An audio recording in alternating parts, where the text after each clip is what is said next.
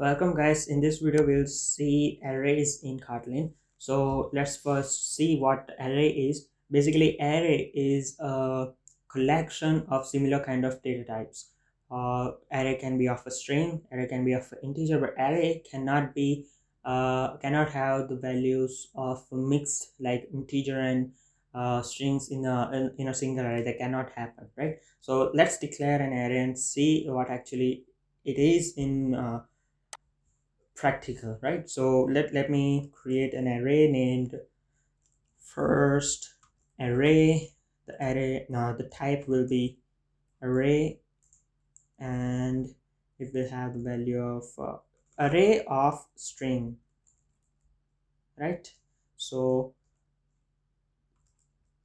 to declare our array we use array of method, and in this we write first element, then we separate elements by comma, then there will be second element, then there will be third element, and do not forget double quotation here.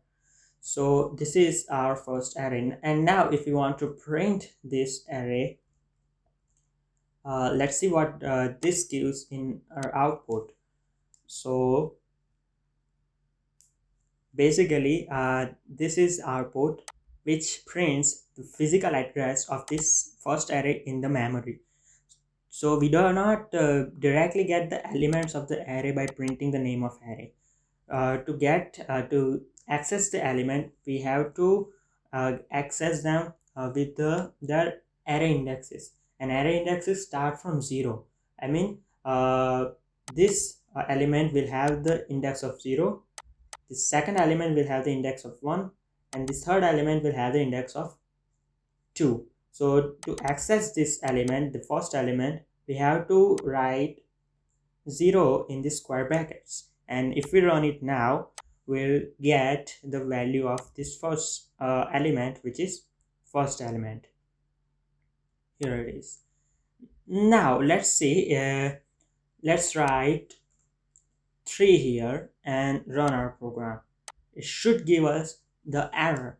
Why? Because we are accessing the third element of the array which does not exist. It says that it's the third element, but the index of this is 2. Why? Because array index starts with 0. This is very important to remember. However, you might think that it is very easy to remember, but many programmers do these mistakes, including myself, which is very similar and basic mistakes to do.